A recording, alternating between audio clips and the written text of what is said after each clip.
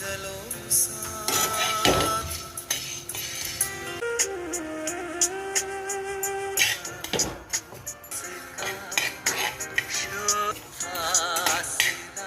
और कीजिए बातें लफ्ज गिरने न पाए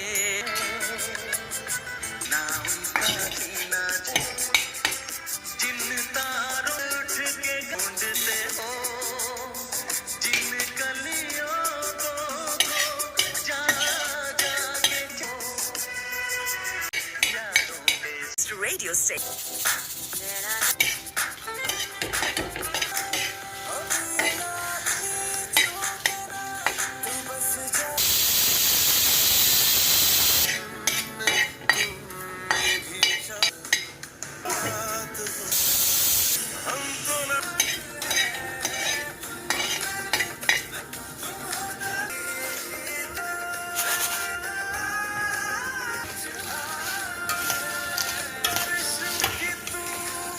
तर हे आपलं गरम मसाल्यासाठीचं सर्व साहित्य भाजून झालेलं आहे. तर आपण त्याला आता थंड झाल्यानंतर बारीक पावडर करून घेणार आहोत.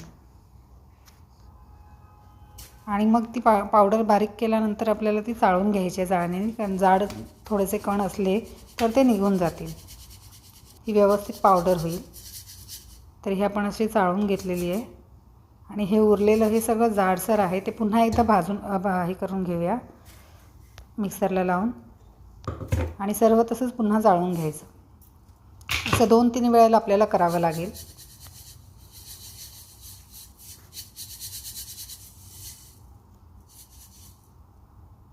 आता हे सर्व झालं आहे. आता हे व्यवस्थित मिक्स करून घेऊया सर्व पावडर.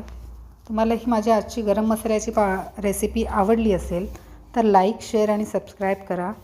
आणि नक्की घरीच गरम मसाला बनवा. कमेंट बॉक्समध्ये नक्की कमेंट करा. ही आहे आपली गरम मसाला पावडर होममेड.